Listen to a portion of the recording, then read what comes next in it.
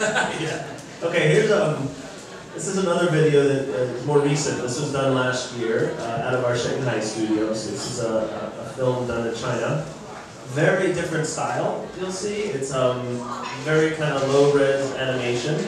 And what we were trying to do here is look at the future of the green city, what the future of eco means for the Chinese consumer. 这边有另外一个 video， 要跟大家一起来分享的是他们最近帮中国政府所做的一个案子。那它是用一个比较动画的方式来呈现，主要是谈绿色城市的这个环保议题。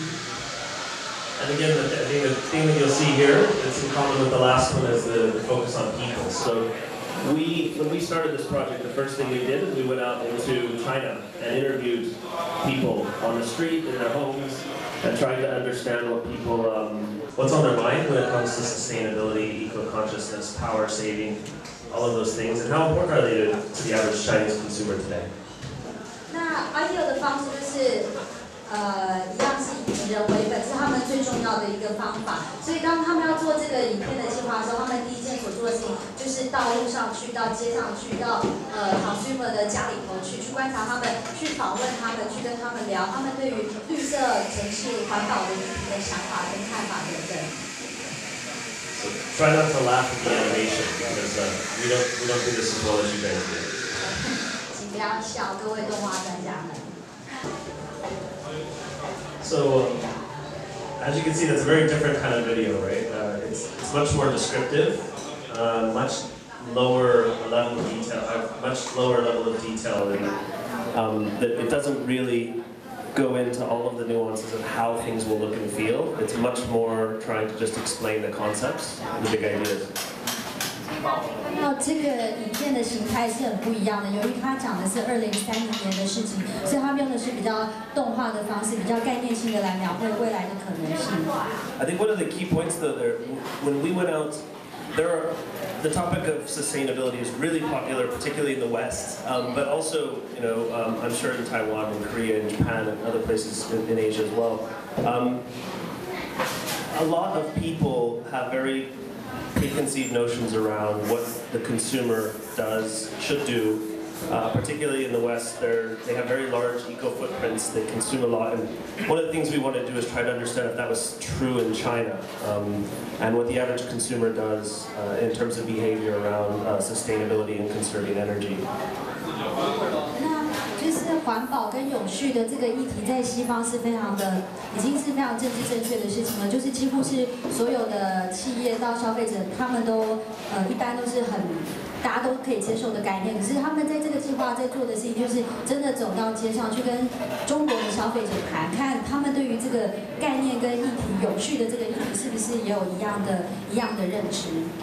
And so, if we were to have done this video maybe in the US, for example, the message would have been a lot more around how to change to reduce your footprint. Whereas in China, what we've learned is the average consumer actually doesn't have a very big footprint today. And that the focus needs to be on preserving that behavior, not encouraging them to behave more and consume more like the West, but do it in a different way that enables them to celebrate the things they're doing really well. The biggest footprint in China right now is, of course, big industry. And the industrial footprint's big. In the US, it's the reverse. It's 60% of the carbon footprint comes from the consumer. So it's preserving that behavior rather than trying to get people to change. Okay, so take another pause. Anyone have any questions? I've got a couple more things I can show and share, a bit about our methodology as well. But again, please, I'm here to have a dialogue as well, if you want.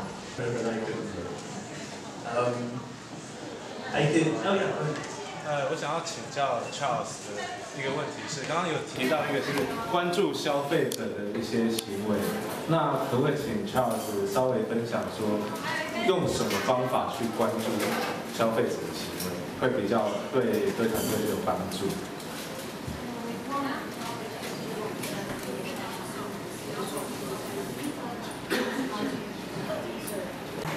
那这边它有一个 ideal 的工具，想要跟大家来分享。 So this is one example. They're called the IDEO method cards. You might have seen. They've been around for quite a while, actually. I don't even know how many are in here. 50, 60, 51. Thank you. 那他手上拿的这个就是 IDEO 的 methodology 方法卡，然后这个东西已经出了好几年，四方各位如果有兴趣的话，在Amazon可以买得到，它一个是49美金，里面有50张卡。So I just pulled one out for an example.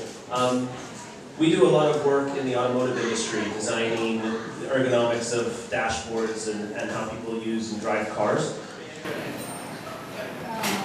So I'm just starting at the setup, the setup of the car. OK， 他们在IDEO他们其实做很多跟电信业啊，或者是就是panel 有关的相关的计划专案。And when I was speaking this morning, someone mentioned the idea of targeting the elderly and designing for the elderly, and that not enough people do it. And so this is a technique. This is called an empathy tool, and all it is a set of really heavy gloves. And these gloves make it really hard to type on this small buttons of this mobile phone. And when one of our designers wears them, they start to understand, depending on how we've designed a glove, either for a hand that has arthritis and has very limited mobility, for someone who's disabled and maybe only has 3 out of 4 fingers, we create these empathy tools that enable our designers to try to experience at least a little bit of what it's like to be the person trying to use this product. 就是今天早上的 GGS 当中，又有人提到说，他们想要为年长者来设计游戏，所以在IDEO当中，他们的这个刚刚给大家看到的这个卡片，这个卡片呢叫做同理心工具。那它所使用的方法就是，他们的设计师戴了一个很厚的手套，所以当他戴上这个手套的时候，他就可以理解说，如果他不是有5根手指头的人。或者是他的手指头如果不是那么能够灵活运用的时候，他要怎么样来使用这个手机，然后去碰触它这个很小的按钮。以这样的方式，他们的设计师就懂说怎么样能够设计出一个更以人为本、以消费者为中心的产品经验。And so we've got a lot of little tricks like that. I think one of the things also that I was talking about this morning is the importance of going to where the consumer, the user is, and not bringing them to you. So we don't really do focus groups, or we don't do environments where we bring people in and ask them lots of questions out of their normal context. We go and try to find out what's happening by observing rather than asking. 像在IDEO啊，他们要了解消费者，事实上他们不做焦点团体。焦点团体，我想是我们自己内部或者是很多公司也常用。可是IDEO做的方式是，他们不把消费者带进我们设定好的环境，而是他们去到消费者原本就在的环境，那他们所做的事情就是去观察他们的行为。So, if we're designing surfing shorts, we go rent a camper and go surfing for 3 weeks with surfers, right? Because that's the way you learn about what a pair of shorts needs to do in the water on a surfboard.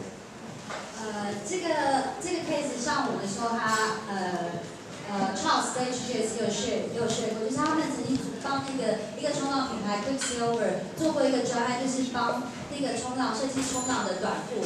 那他们在做这个案子的时候，他们就实际去跟冲浪者一起生活了3个礼拜，然后自己也去冲浪，所以他们就能够了解说，在做就是冲浪的那个短裤的时候，他们做了一件事情，就是把那个缝线给拿掉。因为有冲浪人都知道说，如果你晒了很多太阳，然后接触很多海水，你穿短裤的时候，那个缝线其实会磨蹭你的皮肤，让你非常的不舒服。